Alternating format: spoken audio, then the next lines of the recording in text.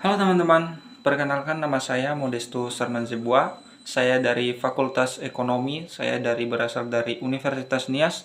Nah, dalam video kali ini teman-teman, saya akan membuat tugas tentang riset operasi yang membahas tentang metode simplex. Nah, untuk pembahasan selanjutnya, disimak videonya. Nah, baik teman-teman, langsung saja kita akan menyelesaikan tentang metode simplex teman-teman. Nah, dalam metode simplex ini teman-teman ada dua fungsi.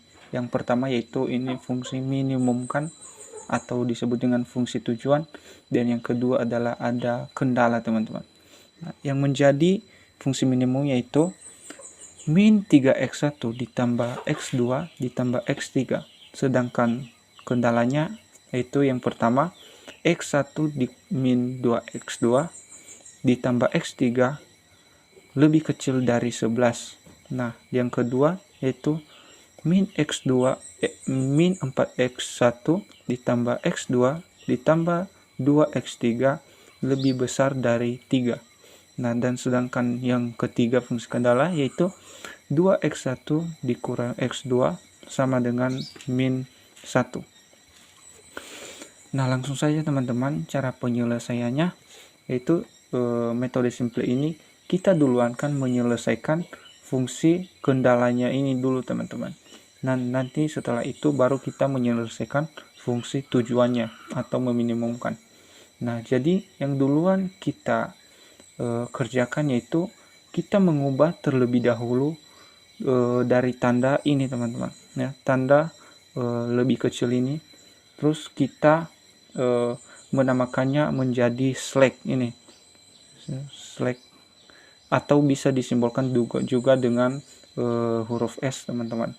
Nah, jadi hasilnya nanti itu ini x1 dikurang 2x2 ditambah x3. Nah, ini tadi simbol ini lebih kecil dari 11 sama dengan S atau disebut dengan slack. Nah, jadi hasilnya x1 dikurang 2x2 ditambah x3 ditambah S atau disebut dengan slack. Nah, jadi hasilnya sama dengan 11. Nah, jadi ini adalah merupakan hasil dari fungsi kendala dari yang pertama ini teman-teman. Nah, sekarang kita akan menyelesaikan yang kedua, yaitu tadi ini yang kedua, yaitu min 4x1 ditambah x2 ditambah 2x3. Nah, ini tanda ini tadi lebih besar dari 3 atau lebih kecil dari min 1 teman-teman. Nah, jadi tanda ini seperti yang fungsi kendala yang pertama tadi kita ubah menjadi lebih kecil dari, terus kita tambahkan min 1 teman-teman. Jadi hasilnya adalah 4x1 min x2 dikurang 2x3 lebih kecil dari, dalam kurung, lebih kecil dari min 3 sama dengan S atau bisa disebut dengan slack tadi.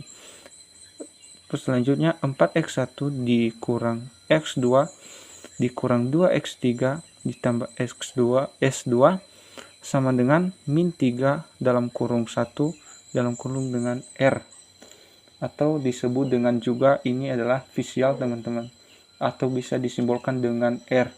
Jadi hasilnya yaitu 4S1 ditambah X2 ditambah 2X min S2 ditambah R1 sama dengan 3. Nah, ini merupakan adalah hasil dari fungsi kendala yang kedua. Ini teman-teman, hasil dari fungsi kendala yang kedua ini. Nah, inilah hasilnya. Nah, terus kita akan menyelesaikan yang ketiga, itu fungsi kendala yang ketiga. Itu tadi ini 2x, yaitu 2x1 dikurang s2 sama x3 sama dengan dalam kurung min 1 sama dengan min 1. Nah, jadi fungsi kendala ketiga ini udah ada sama dengannya ini ya, udah ada sama dengan ini tadi, ada sama dengannya.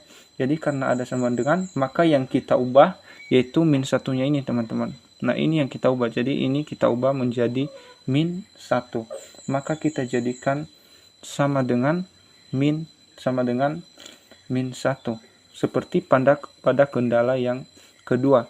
Jadi ini hasilnya yaitu min 2x1 ditambah x3 ditambah R2 sama dengan 1. Nah, ini adalah hasil dari fungsi kendala yang ketiga. Nah, setelah ini teman-teman, setelah kita mengerjakan tentang ketiga dari fungsi ini tadi, maka sekarang kita akan menyelesaikan fungsi tujuannya. Ya, ini adalah fungsi tujuannya tadi. Nah, sekarang mari kita menyelesaikannya. Nah, cara menyelesaikannya yaitu yang pertama itu fungsi tujuan atau Z sama dengan min 3x1 ditambah x2 ditambah x3. Nah, ini tadi dia fungsi tujuannya itu ini. Nah, kita kasih di sini. Maka fungsi tujuan Z sama dengan min 3x1 ditambah x2 ditambah x3 ditambah 0 ditambah 0s1 ditambah 0s2 ditambah mr1 ditambah mr2. Maka Z sama dengan min 3x1 ditambah x2 ditambah x3 ditambah mr1 ditambah mr2. Nah, jadi maka setelah kita sampai di sini, kita cari yang ada nilai R-nya teman-teman. Nah, jadi yang ada nilai R-nya tadi, kita cari nilai R-nya, yaitu yang menjadi fungsi kendala ada nilai R-nya itu yang pertama tadi enggak ada, tetapi ini enggak ada, tapi yang kedua ada teman-teman, ini nilai R-nya, dan yang ketiga juga ada. Jadi yang memiliki nilai R-nya ada di kedua dan fungsi kendala yang ketiga. Nah, jadi kita pindahkan ruas ini nanti, ruas kiri jadi kita pindahkan ruas kiri jadi menjadi R2 sama dengan 3 ditambah 4x1 dikurang S2 dikurang 2x3 ditambah S2.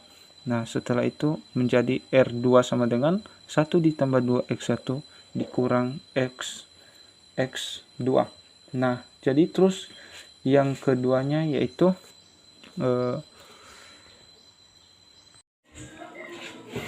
nah, jadi teman-teman, dari hasil tadi, dari hasil X1, X2, dan X3, maka hasilnya ini yaitu Z sama dengan 3 ditambah 6mx1 ditambah 1 min mx2 ditambah 1 min 3 mx3 ditambah ms2 ditambah 4m. Nah, jadi hasil dari ini teman-teman, dari hasil ini nanti kita akan ubah dari yang positif jadi negatif, dan sebaliknya juga dari yang negatif maka kita ubah jadi positif. Nah, langsung saja, yaitu di sini saya udah buat ya, ini bagian ini, yaitu Z sama dengan dalam kurung ditambah 3 min 6m x1 dikurang 1 ditambah mx2 min 1 ditambah 3m x3 terus mx2 sama dengan 4m. Nah, jadi teman-teman, inilah hasilnya. Jadi hasil dari x1, x2, dan x3 tadi. Nah, inilah yang menjadi hasilnya teman-teman. Nah, setelah ini maka kita akan beralih dengan membuat yang namanya dari tabel. Nah, ini teman-teman tabelnya. Saya udah buat di sini tabel. Nah, dari tabel ini teman-teman, dari nilai ini didapat dari soal yang sebelumnya. Nah, ini tadi soal sebelumnya. Nah, ini dari sini fungsi kendala 1. Nah, ini dia teman-teman. Nah, ini adalah X1, X2, dan X3. Nah, ini kita membuat tabel. Nah, jadi dalam menentukan kolom maka kita cari nilai Z terkecil. Nah, teman-teman, nilai Z terkecil di sini teman-teman yaitu ada, yaitu ini dari X3, yaitu dari X3 yaitu min 1 ditambah 3M. Nah, inilah yang menjadi nilai terkecilnya. Jadi di sini kita akan kasih, di sini saya udah kasih yaitu KK, artinya ini kolom kunci. Jadi ini adalah nilai terkecilnya teman-teman, ini nilai terkecilnya itu kolom kunci. Saya udah kasih tanda di sini. Nah, terus kita mencari baris kunci teman-teman, atau disebut dengan BK.